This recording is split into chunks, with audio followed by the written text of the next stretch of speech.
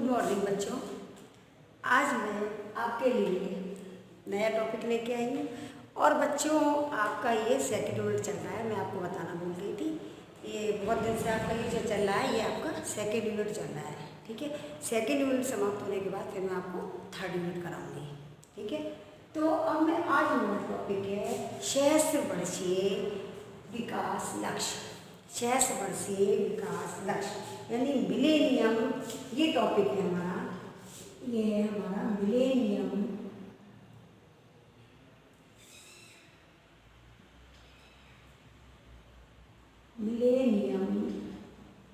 Development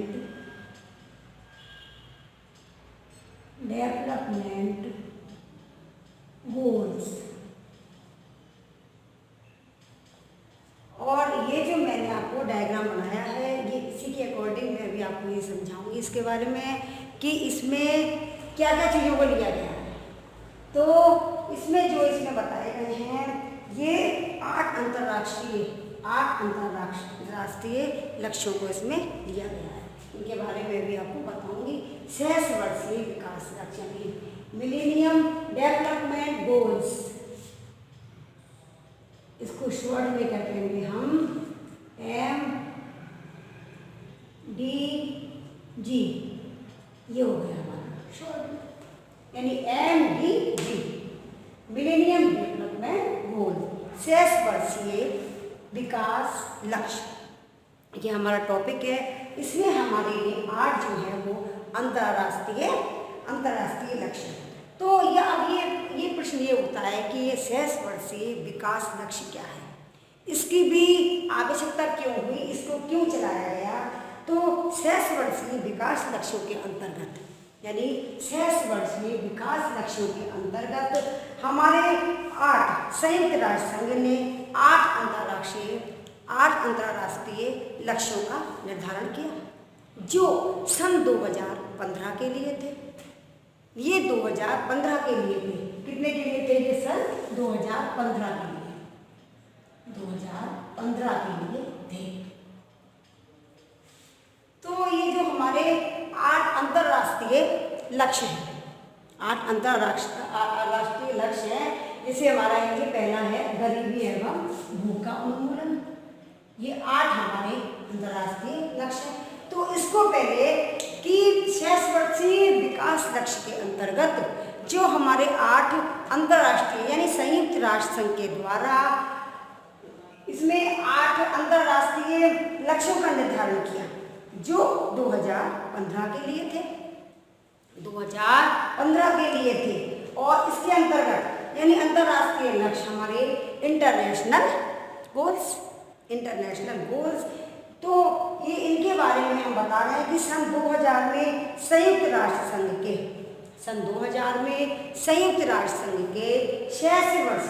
66 वर्षीय शिखर सम्मेलन का आयोजन किया गया।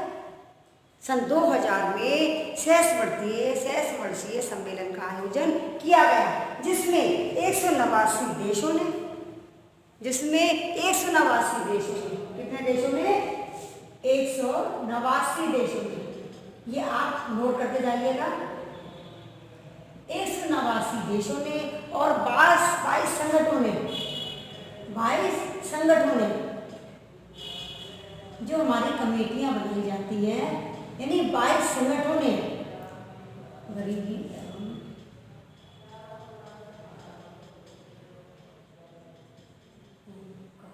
उन्मूलन।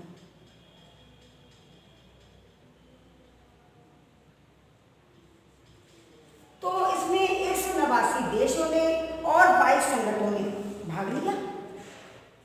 कितने देशों ने? 189 देशों ने और 22 संगठनों ने भाग लिया। इसके अंतर्गत इन सभी के द्वारा अपनी वचनबद्धता को प्रदर्शित किया गया यानी सभी ने प्रतिज्ञा ली कि हमें इस कार्य को पूरा करना है और हमें इसमें एक दूसरे का सहयोग देना है। हम सभी को मिलकर इस कार्य को पूर्ण करना है यानी वचनबद्धता को प्रदर्शित किया कि सभी इन लक्ष्यों को प्राप्त करेंगे और इसके लिए हमें एक दूसरे की सहायता करनी चाहिए और हम एक दूसरे की सहायता करेंगे। प्रत्येक लक्ष्य में कुछ विशिष्ट क्षेत्रों में, प्रत्येक लक्ष्य में कुछ विशिष्ट क्षेत्रों में और सफलता प्राप्त करने का संकेत दिया गया। इसमें कुछ विशिष्ट क्षेत्रों में सफलता प्राप्त करने का संकेत दिया गया और इस कार्य के लिए G8 देशों के वित्त मंत्रियों ने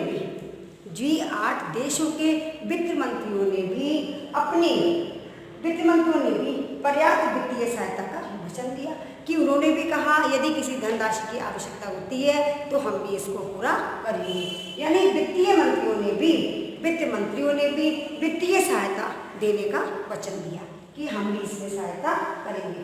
इसके साथ विश्व बैंक एवं अंतर्राष्ट्रीय मुद्रा कोष ने भी, यानी विश्व बैंक और अंतर्राष्ट्रीय मुद्रा कोष ने भी इसके लिए वित्तीय व्यवस्था के उत्तरदायित्व का, यानी वित्तीय व्यवस्था के उत्तरदायित्व का निर्वहन करने का वचन दिया। उन्होंने भी कहा कि मुद्रा कोष और ये बैंकों के द्वारा भी इसको धनराशि प्रदान की जाएगी और इसमें निर्वहन करने का वचन दिया। सन 2000 के इस शिखर सम्मेलन में और 21वीं शताब्दी के लिए अग्रलिखित लक्ष्य निर्धारित किया कि सन 2000 के शिखर सम्मेलन में 21वीं शताब्दी के लिए अग्रलिखित लक्ष्य निम्नलिखित है। जो इसमें लक्ष्य प्रदान किए, जो लक्ष्य इसमें निर्धारित किए, वो लक्ष्य हैं हमारे ये 8, जो मैंने अभी आपको बताया था कि 8 अंतर्राष्ट्रीय देश, यानी 8 अंतर्राष्ट्रीय लक्ष्य जो हमारे थे, जो मैंने भी आपको बताया था कि सहस्त्र वर्षीय विकास लक्ष्यों में जो संयुक्त राष्ट्र संघ के द्वारा जो 8 अंतर्राष्ट्रीय लक्ष्य निर्धारित किए गए थे वो हमारे लिए, ये आप नोट कर लेंगे। जो मैंने डायग्राम द्वारा मैं आपको बता रही हूँ, ये आप देख लें। उनमें पहला था हमारा गरीबी एवं भूख का उन्मूलन, यानी सरकार को गरीबी एवं भूख से, गरीबी के कारण जो व्यक्ति भूखे रहते हैं उनको इससे हटाया जाएगा, यानी विश्व में कोई भी भूखा नहीं रहेगा। तो हमारा पहला लक्ष्य था गरीबी एवं भूख का उन्मूलन, यानी इसको हटाना कि भूख को विश्व में कोई भी व्यक्ति भूखा नहीं सोएगा, सभी को भोजन प्रदान किया जाएगा इस लक्ष्य के अंतर्गत। और दूसरा था हमारा सार्वभौमिक प्राथमिक शिक्षा की प्राप्ति, ये आप लिख लीजिए। दूसरा है सार्वभौमिक प्राथमिक शिक्षा की प्राप्ति। तीसरा है हमारा लैंगिक समानता का उन्नयन तथा नारी सशक्तिकरण। नंबर 4 बालकों की मृत्यु दर कम करना। नंबर 5 मातृत्व स्वास्थ्य में सुधार। नंबर 6 एड्स तथा मलेरिया रोगों का सामना करना। इन्हीं 8 अंतर्राष्ट्रीय लक्ष्यों के दौरान जो बताया गया है तो वो मैं आपको इसके बारे में डिटेल में बताऊंगी। अभी मैंने ये डायग्राम बना के आपको शॉर्ट में समझा दिया है, ये आप पॉइंट्स नोट कर लें, इनके बारे में मैं आपको डिटेल में समझाऊंगी। अब 6 एड्स तथा मलेरिया रोगों का सामना करना। 7 है हमारा वातावरणीय पोषणीयता निश्चित करना। 8वां है हमारा विकास के लिए वैश्विक सहभागिता। ठीक है, आप ये नोट कर लें। अब उसके बाद अब मैं आपको पहला बता रही हूँ गरीबी एवं भूख का उन्मूलन, यानी इसमें जो हमारे 2015 के लिए जो हमारा ये लक्ष्य था तो उसमें हमारे 189 देशों ने और 22 संगठनों ने भाग लिया और सभी ने इसमें अपनी अपनी सहभागिता प्रदर्शित की और कि अपनी अपनी हम इसमें सहभागिता देंगे। अब मैं आपको ये समझा रही हूँ, अब आपने ये नोट कर लिया हो तो मैं इसको रफ कर रही हूँ।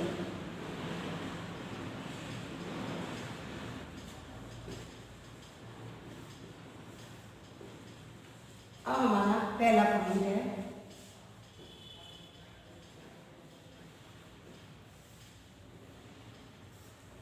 पॉइंट है हमारा गरीबी एवं भूख का उन्मूलन। पहला लक्ष्य है हमारा गरीबी एवं भूख का उन्मूलन।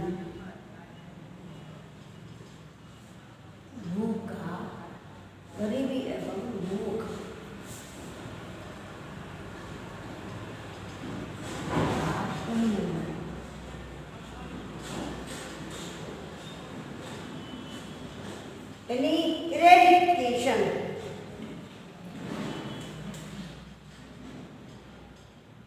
इरेडिकेशन ऑफ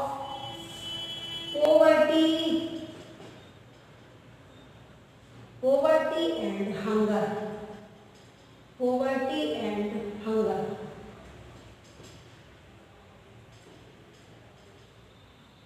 अब ये हमारा आता है पहला लक्ष्य, गरीबी एवं भूख का उन्मूलन, यानी इसको कैसे हटाया जाए हमें। तो इसमें बच्चों क्या आता है, संयुक्त राष्ट्र संघ का प्रथम लक्ष्य, संयुक्त राष्ट्र संघ का प्रथम लक्ष्य था गरीबी एवं भूख का उन्मूलन, यानी गरीबी एवं भूख को संपूर्ण विश्व से समाप्त करना था, कि हमें संपूर्ण विश्व से गरीबी एवं भूख को हटाना है। उन्मूलन मीन्स हटाना, यानी हमें इसका प्रथम लक्ष्य था कि गरीबी और भूख को संपूर्ण विश्व से समाप्त करना था। संसार में कोई भी व्यक्ति भूखा नहीं रहेगा, संसार में कोई भी व्यक्ति भूखा ना रहे और गरीब ना रहे। इसके लिए उसने निर्धारित किया कि सर्वप्रथम कि सबसे पहले उन गरीब लोगों की दशा को सुधारा जाएगा, कि उन गरीबों की दशा को सुधारा जाएगा जो कि प्रतिदिन $1.25 कमाते हैं, जो कि प्रतिदिन $1.25 से कम या इसके बराबर धनराशि कमाते हैं। अब बच्चों $1.25, अब बताओ क्या होता है $1.25 में, क्या है इनकम इसमें कि एक पॉइंट देखो इस समय कितने का है, 73 रुपये का। एक पॉइंट इस समय कितने का है, मतलब डॉलर कितने का है, $1 कितने का है, 73 रुपये का करीब। तो कितना हुआ हमारा, 73 रुपये 12 पैसे, यानी $1.25 के हिसाब से कितना हुआ, 73 रुपये 12 पैसे। फिर पूरे दिन की इनकम कितनी हो गई, 91 रुपये 40 पैसे। पूरे दिन की कीमत कितनी हो गई, यानी 91 रुपये 40 पैसे। अब बताओ व्यक्ति यदि पूरे दिन में मेहनत करने के बाद वो 91 रुपये 40 पैसे कमाता है तो उसका खर्चा कैसे चलेगा। तो गरीबी को हम कैसे हटा सकते हैं, नहीं हटा सकते ना।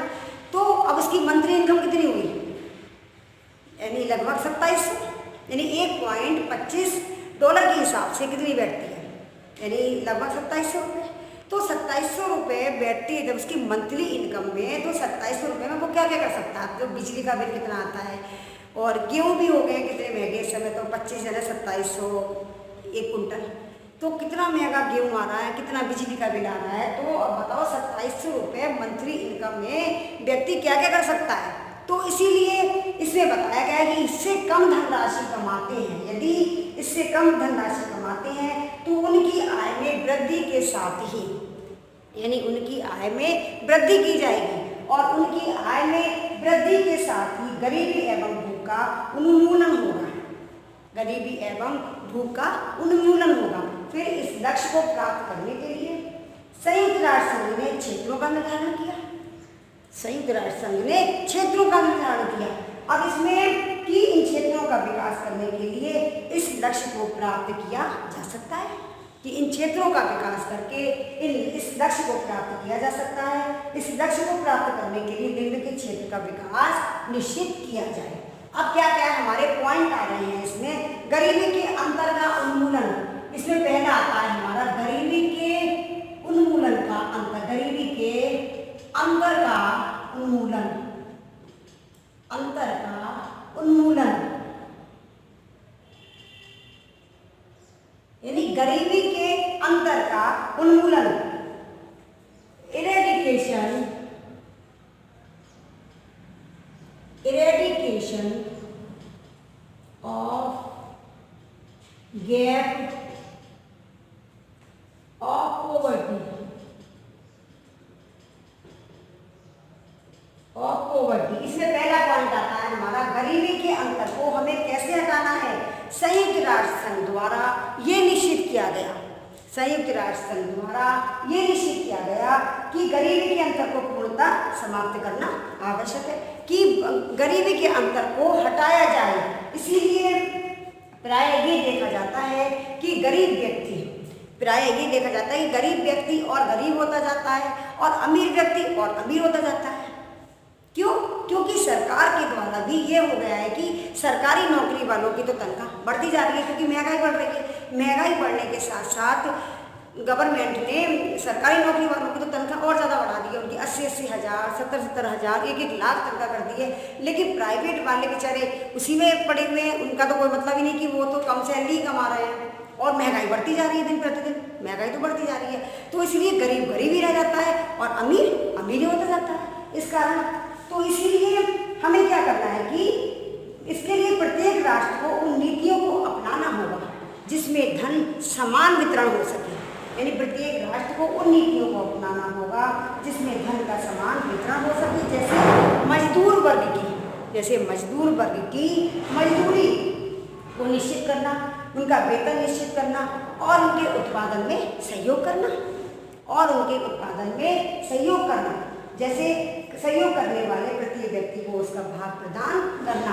इस प्रकार हम गरीबी एवं भूख का उन्मूलन हो सकता है और इन दोनों से छुटकारा पाया जा सकता है। अब हमारा अगला पॉइंट आता है प्रति व्यक्ति आय में वृद्धि।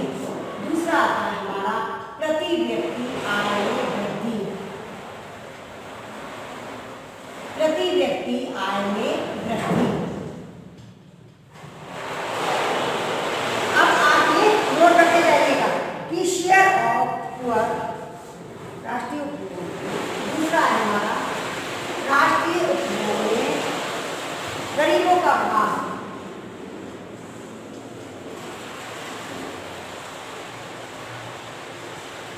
राष्ट्रीय उपभोग में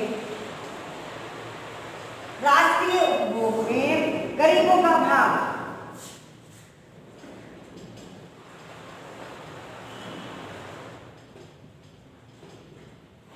राष्ट्रीय उपभोग में गरीबों का भाग यानी share of national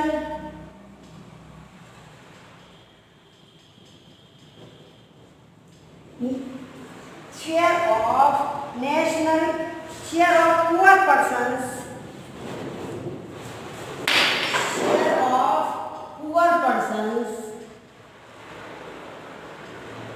of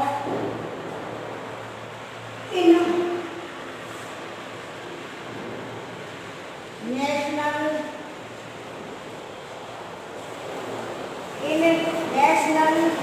consumption.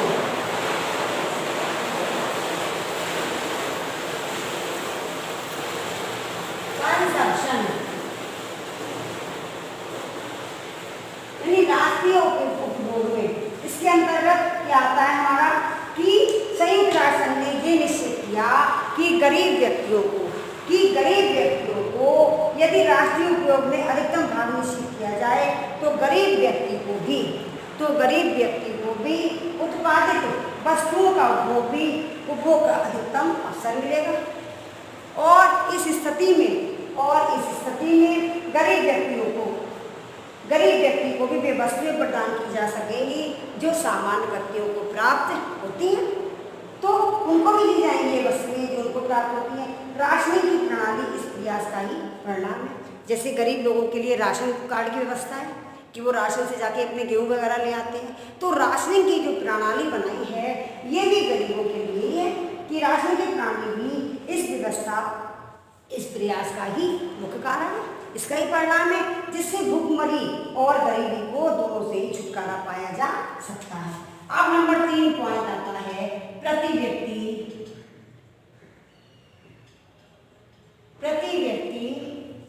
आय में वृद्धि। प्रति व्यक्ति आय में वृद्धि यानी ग्रोथ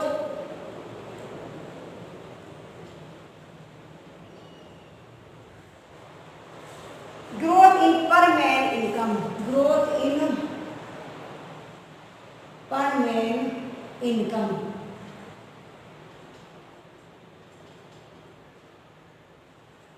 इसका मतलब है कि संयुक्त राष्ट्र संघ ने अपने रोजगार प्राप्त व्यक्ति और अन्य मजदूर वर्ग के व्यक्तियों की आय में वृद्धि के प्रयास करना चाहिए। सरकार को अपनी इनकम के अनुसार रोजगार प्राप्त व्यक्ति एवं अन्य मजदूर वर्ग के व्यक्तियों की आय में वृद्धि करने के प्रयास करना चाहिए कि इसके लिए कर्मचारियों की वेतन में वृद्धि करनी चाहिए, कर्मचारियों की वेतन में भी वृद्धि करनी चाहिए कि कृषि उत्पादन में लगे व्यक्तियों की फसलों का समर्थन मूल्य उच्च स्तर पर किया जाए, कि उनको उनका मूल्य उच्च स्तर पर दिया जाए और जिससे उनकी और अनेक उपायों से सकल राष्ट्रीय आय और इस प्रकार अनेक प्रयासों के द्वारा सकल राष्ट्रीय आय तथा प्रति व्यक्ति आय में वृद्धि होगी। इससे गरीबी एवं भुखमरी दोनों से ही छुटकारा मिल सकता है। अब हमारा अगला पॉइंट आता है रोजगार दर। नंबर 4 आता है हमारा रोजगार दर।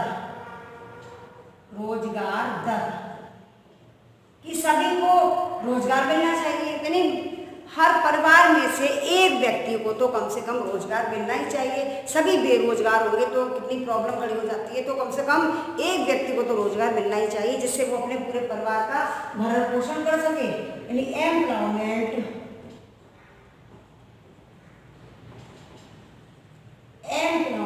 रेट की रोजगार दर संयुक्त राष्ट्र संघ का मानना है कि प्रत्येक राष्ट्र को अपने यहाँ बेरोजगारी को समाप्त करने का प्रयास करना चाहिए, कि बेरोजगारी को समाप्त किया जाए और इसके अंतर्गत उद्योगपतियों की सहायता लेकर और उनसे प्रत्येक उद्योग का विकास करना चाहिए। जैसे बड़ी बड़ी कंपनियां होती हैं उद्योगपतियों की, उसके लिए उनको विदेशों से सहायता लेकर तथा विदेशी कंपनियों को आमंत्रित करके विकास करने का प्रयास करना चाहिए। इससे बेरोजगारी का समापन संभव होगा तथा रोजगार की दर में वृद्धि होगी, यानी बेरोजगारी समाप्त होगी और रोजगार दर में वृद्धि होगी और जिससे इन प्रयासों से गरीब और भुखमरी का उन्मूलन हो सकता है, यानी गरीबी और भुखमरी की स्थिति स्वयं भी समाप्त हो जाएगी, यानी प्रत्येक व्यक्ति को रोजगार मिलना जरूरी है। अब आता है रोजगार प्राप्त जनसंख्या। नंबर 5 आता है रोजगार प्राप्त जनसंख्या। रोजगार प्राप्त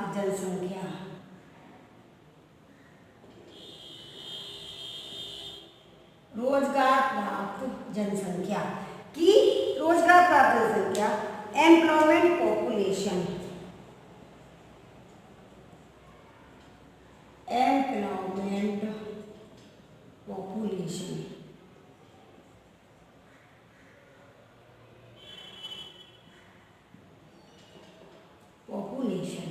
रोजगार प्राप्त जनसंख्या।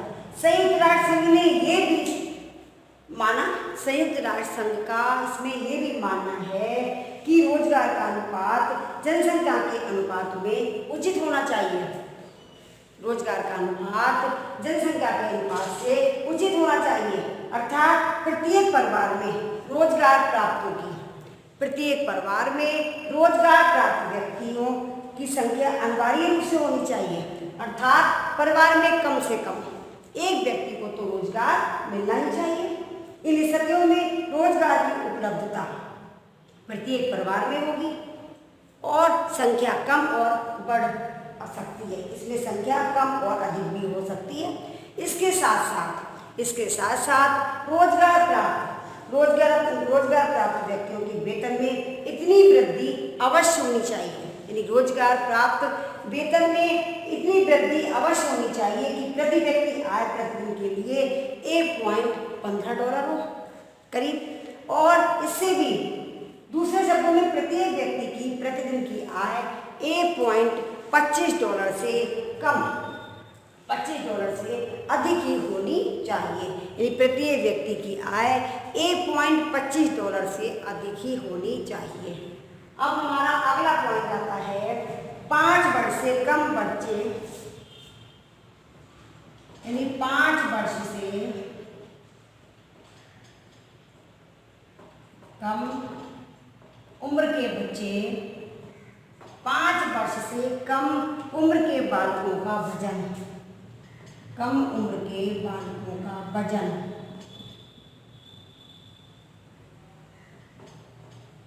बालकों का वजन यानी वेट,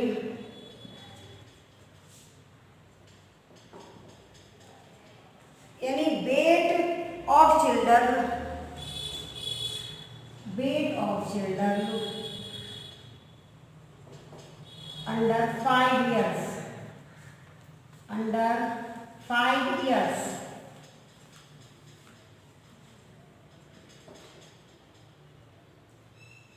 अंडर 5 years।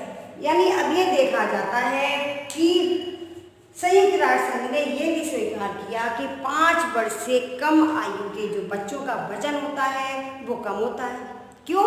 क्योंकि उनको ठीक प्रकार से पोषण की व्यवस्था नहीं हो पाती, तो इसीलिए उनका जो वजन कम पाया जाता है, इसके मूल में उनको उचित पोषण का न मिलना होता है, क्योंकि उनको ठीक प्रकार से उचित पोषण नहीं मिल पाता है। और जब बच्चे गर्भ में होते हैं तो उस समय यदि माँ को संतुलित भोजन या पोषण रहित भोजन ना दिया जाए तो भी बच्चा कमजोर होता है। तो ये क्रम जो है वो बराबर चलता रहता है कि जब बच्चा शुरू से ही कमजोर होता है तो वो आगे जाके भी बच्चा कमजोर रहता है। तो इसीलिए सरकार ने इसकी भी व्यवस्था की है कि कुछ बालक गर्भ में जो कम वजन के पैदा होते हैं और उनका वजन निरंतर कम ही रहता है, वो कम ही चलता रहता है। तो इसीलिए इस स्थिति में सरकार का ये प्रयास होना चाहिए कि प्रत्येक गर्भवती माता को उचित प्रकार के भोजन की आवश्यकता उसको उपलब्ध करानी चाहिए। और इसके साथ 5 वर्ष से कम आयु के बालकों को पौष्टिक भोजन, 5 वर्ष से कम आयु के बालकों को पौष्टिक व संतुलित भोजन प्रदान करने की योजना चलाई जाए, जिससे बच्चा जो 5 वर्ष से कम बच्चे हैं, बच्चों का वजन कम नहीं होगा। जब उनको योजनाएं चलाई जाएंगी और उनको सुविधाएं प्रदान की जाएंगी तो उनका वजन कम नहीं होगा और न ही भूखमरी की स्थिति होगी। अब हमारा अगला पॉइंट आता है जनसंख्या एवं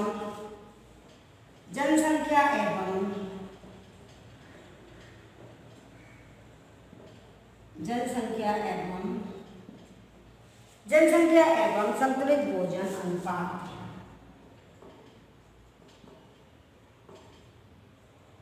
संतुलित भोजन अनुपात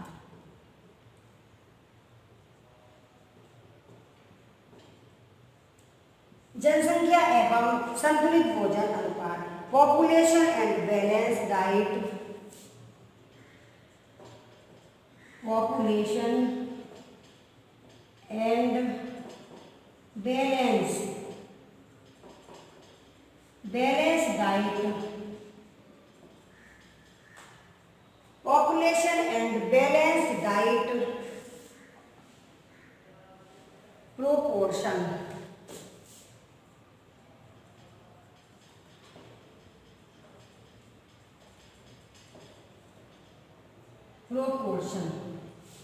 यानी संयुक्त राष्ट्र संघ ने यह भी मानना है, संयुक्त राष्ट्र संघ का, कि भुखमरी को समाप्त करने के लिए संपूर्ण जनसंख्या के अंदर, यानी भुखमरी को समाप्त करने के लिए संपूर्ण जनसंख्या के अंदर असंतुलित भोजन प्राप्त करने वालों की संख्या कम हो रही है। असंतुलित भोजन प्राप्त करने वालों की संख्या कम हो रही है, इसीलिए कम की जाए। दूसरे शब्दों में सरकार को ऐसी योजनाएं चलाई जानी चाहिए कि जिससे ऐसी योजनाओं का संचालन करना चाहिए जिससे प्रत्येक व्यक्ति को संतुलित भोजन प्राप्त हो सके। सरकार को इस तरह की योजनाएं चलाई जानी चाहिए कि जिससे संतुलित भोजन की व्यवस्था हो सके, संतुलित भोजन प्राप्त हो सके। जब समाज में प्रत्येक व्यक्ति को संतुलित भोजन प्राप्त होगा तो भुखमरी की समस्या धीरे धीरे स्वयं भी समाप्त हो जाएगी। तो इसीलिए इनके बारे में जो मैंने अभी आपको बताया, जो सहस्त्र वर्षीय विकास लक्ष्य मिलेनियम डेवलपमेंट गोल्स के अंतर्गत जो मैंने अभी आपको 8 लक्ष्य बताए थे कि जो 8 अंतर्राष्ट्रीय लक्ष्यों का इसमें विकास हुआ है, उनका निर्धारण किया गया है। तो इसमें मैंने आपको पहला वाला बता दिया, गरीबी एवं भूख का उन्मूलन। ये 7 पॉइंट है, इसके बारे में मैंने आपको समझा दिया। अब हम इन 7 पॉइंट, अभी हमारे 7 पॉइंट और रह गए, इनके बारे में मैं आपको डिटेल में समझाऊंगी, ठीक है ना। तो ये आपको समझ में आए होंगे। हमें अब इनसे क्या स्पष्ट हुआ कि इससे हमें ये स्पष्ट हो जाता है कि संयुक्त राष्ट्र संघ ने सन 1990 से लेके सन 2015 के बीच, यानी सन 1990 से लेके 2015 इसके बीच, 2015 के बीच गरीबी एवं भुखमरी संबंधित अनुपात, गरीबी एवं भुखमरी संबंधित अनुपात और समस्या और कारणों को आधा करने का लक्ष्य निर्धारित किया, जिससे धीरे धीरे हमारे समाज में भुखमरी और गरीबी का पूर्णतः समाप्त हो जाता है, जिससे हमारे देश में धीरे धीरे गरीबी और भूख का उन्मूलन हो जाए, यानी इसको हटाया जाए, तो गरीबी एवं भूख का उन्मूलन समाप्त हो जाए, समाप्त किया जाए पूर्ण रूप से, ठीक है। ये आपको समझ में आया होगा। अब आज के लिए इतना ही काफ़ी है बच्चों, थैंक यू।